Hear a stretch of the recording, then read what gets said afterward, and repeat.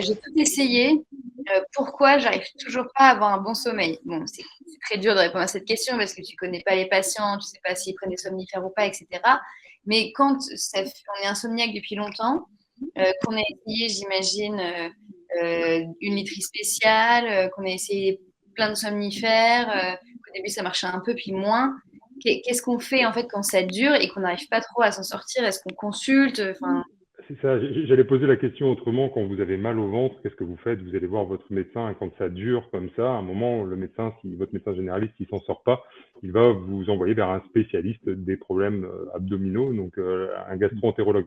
Et bien là, on est dans le même registre. Si vous avez essayé de faire des choses vous-même et que vous gardez un mauvais sommeil, eh bien à un moment, consultez votre médecin traitant. Alors, tout le monde n'est pas formé à la prise en charge des troubles du sommeil. S'il ne l'est pas, il vous orientera vers un médecin spécialiste du sommeil. Et si vous ne savez pas où en trouver, eh bien là, sur charles.com, on pourra bientôt vous en proposer.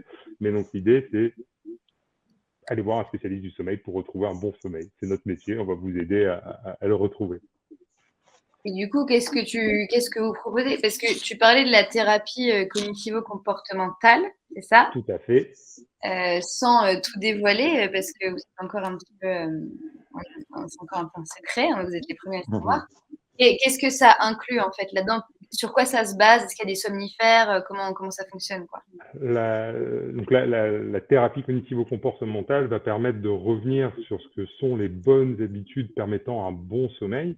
Ça permettra aussi de revenir sur les mauvaises habitudes dont on ne se rend pas compte de l'impact sur le sommeil, comme on parlait tout à l'heure du café, des écrans, ou même des choses qui peuvent être bien comme le sport, mais pratiquer au mauvais moment, ça peut perturber le sommeil. On revient sur tout ça, on va dire, sur les habitudes de sommeil.